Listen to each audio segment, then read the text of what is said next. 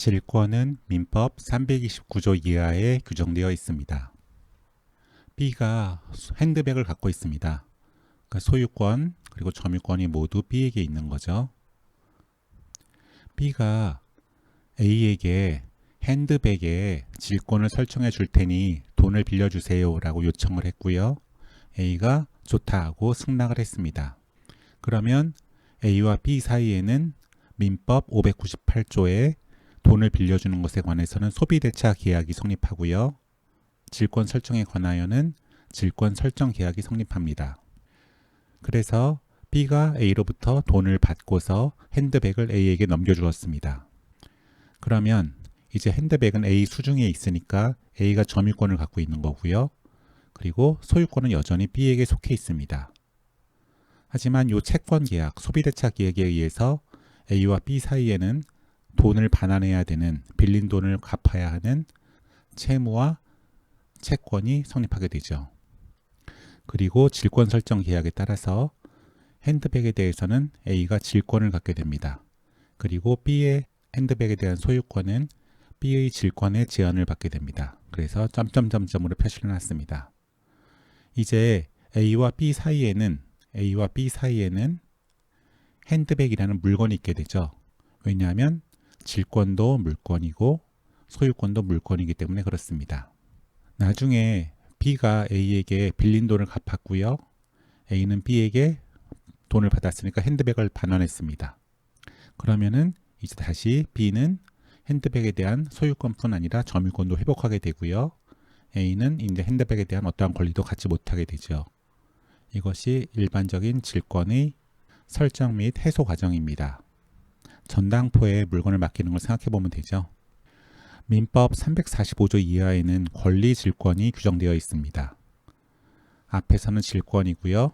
뒤에서는 권리 질권입니다. B는 C에 대해서 100만 원을 달라고 요구할 수 있는 채권이 있고요. C는 B에 대해서 100만 원을 갚아야 되는 채무를 부담하고 있습니다.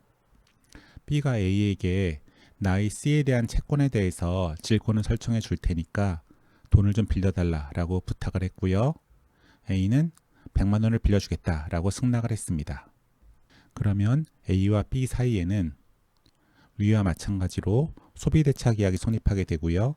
그 다음에 권리질권 설정 계약이 성립하게 됩니다. 그리고 B가 A로부터 100만 원을 지급받았습니다. 그러면은 A와 B와 C 사이의 관계는 어떻게 되느냐? 먼저 소비대차 계약에 의해서 금전 반환에 관한 채권, 채무가 생기는 것은 위와 마찬가지입니다. 그리고 B의 C에 대한 급부가 이제 위치가 이동이 되죠. A 쪽으로. 그리고 이 급부에 대해서 A는 권리질권을 갖게 됩니다.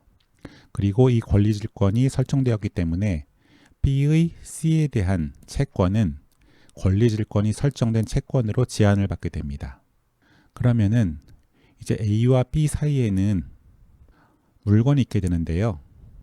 이 물건은 유채물이 아니고 급부인 무채물입니다. 형태가 없는 물건에 해당되죠.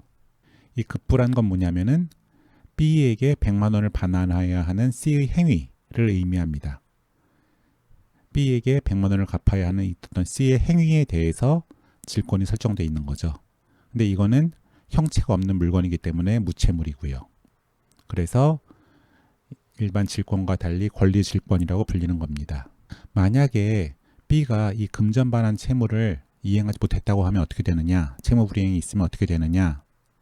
이제 B는 빠져버리고요. A가 C에 대해서 종래 급부에 대해서 채권을 갖게 되고요. C는 채무를 부담하게 됩니다. 그러니까 B 대신 A가 이 급부의 채권자가 되는 거죠. 그래서 A가 채권, C가 채무를 이 급부에 대해서 부담하게 되고요. C가 A에게 이 급부에 의해서 변제를 하면 어떻게 되느냐? 100만 원을 변제했기 때문에 A는 이 100만 원에 대해서 소유권을 갖게 되고요. B는 어떠한 권리도 갖지 못하게 됩니다. 이상으로 질권과 권리질권에 관해서 살펴보았습니다.